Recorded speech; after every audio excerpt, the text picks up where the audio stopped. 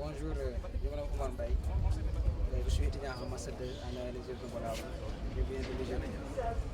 Aujourd'hui, nous allons vous présenter ce système de PV pour la conversion, pour l'alimentation des stages alternatifs et continus. Primo, nous allons commencer par les panneaux photovoltaïques, qui sont des panneaux de 100 watts crête, avec qui sont des panneaux de 100 watts crête, ici. Et là, nous avons le boîtier de raccordement pour recueillir les deux entrées, les deux panneaux, 1 et 2, qui sont ici représentés. Et là, nous avons ici des unités de mesure. Nous avons un thermomètre qui mesure la température des panneaux en temps réel. Et ici, nous avons le solarimètre qui mesure les radiances obtenues en watts par mètre carré. Nous avons aussi la sortie des deux panneaux au niveau des boîtiers branchés au niveau du régulateur. Et là, nous avons deux borniers. Nous avons là un commutateur. Et ça, ici, nous avons un ondulaire. Ça, c'est une charge continue. Nous avons ici des disjoncteurs principaux et les modulaires pour alimenter les autres charges. Là, nous avons un contact. Et là aussi, nous avons des fusibles. Donc, après avoir présenté le système, nous allons vous montrer son fonctionnement en partant d'abord de l'inclinaison des panneaux photovoltaïques qui doit se faire en face sud avec l'inclinomètre. On va incliner les panneaux. En fonction de la latitude du billet, mais généralement on utilise 15 degrés. En moyenne au Sénégal, on utilise 15 degrés. Oui. Alors, si on effectue l'inclinaison des panneaux, voilà, on obtient l'inclinaison à 15 degrés. Ça c'est pour optimiser, ça c'est pour avoir capter le maximum de radiation dans le soleil pour durant toute la journée, la lever, la coucher du soleil, pour assurer la charge optimale de nos éléments à alimenter. Alors, si les charges obtenues sont converties par les panneaux photovoltaïques, nous avons ici au niveau du boîtier de raccordement l'énergie électrique obtenue au niveau du boîtier de raccordement. Et là, ce système n'est pas encore branché parce que nous avons les quatre entrées. Mais si on avait un autre fil, on aurait ce système-là, on va le mettre en marche pour alimenter les éléments. Et par la suite, la sortie étant obtenue ici, si on avait alimenté, on aurait une tension associée des deux panneaux photovoltaïques. Parce que ça, c'est le branchement en série qui nous permet de l'obtenir. Les deux sorties sont branchées au niveau du régulateur. Le régulateur permet de contrôler la charge et la décharge de la batterie. Donc, on peut dire que c'est l'élément principal de toute l'installation. C'est ça, parce que ça permet de protéger la batterie. Alors, à partir de la batterie, nous avons la sortie ici.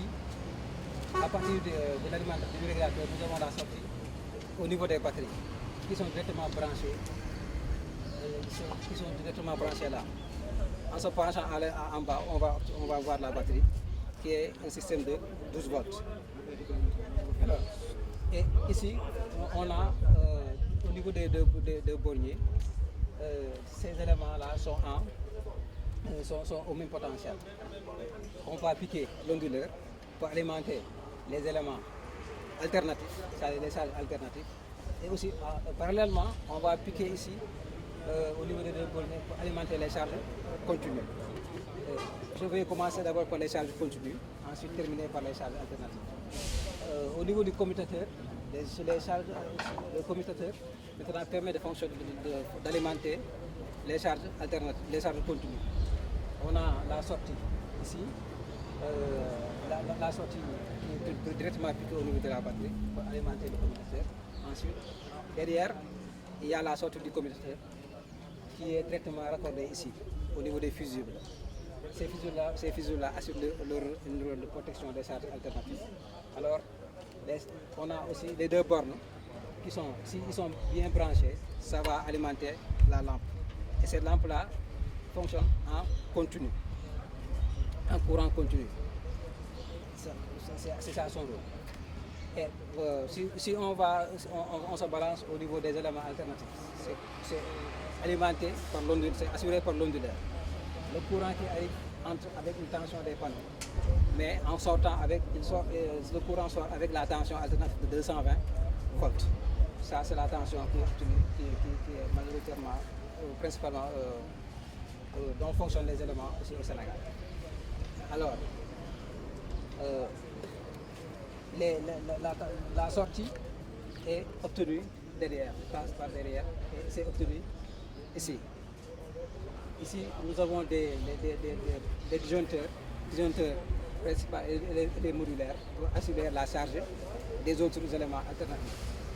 Ici, il y a un branchement en shunt pour alimenter les différents types de modulaires.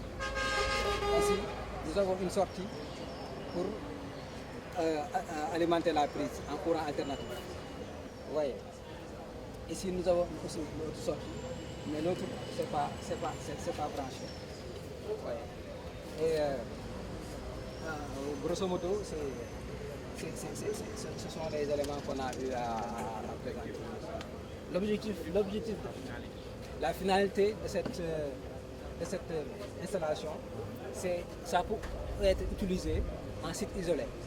Ça veut dire que dans les campagnes, dans les villages où par exemple l'accès au réseau de la Sénélec est difficile d'accès, donc ces systèmes-là sont bien adéquats pour ces types d'habitation. Et aussi au niveau des zones périphériques aussi, des villes qui n'ont pas encore accès au réseau, il faut utiliser ces types de systèmes. Là. Mais éventuellement, ces systèmes-là peuvent être utilisés dans les villes pour l'alimentation hybride, ça veut dire utiliser l'alimentation de certains matériels qui fonctionnent avec la Sénélec, et aussi alimenter d'autres charges avec cette installation, ce qui est très économique. Et actuellement aussi, les panneaux solaires ont connu le coût a considérablement baissé, ce qui nous montre que ce n'est plus une question de fonds qui manque maintenant aux autres, à la population sans bénéficier. Mais quel que soit votre profit, vous pouvez l'utiliser parce que c'est à des coûts vraiment acceptables.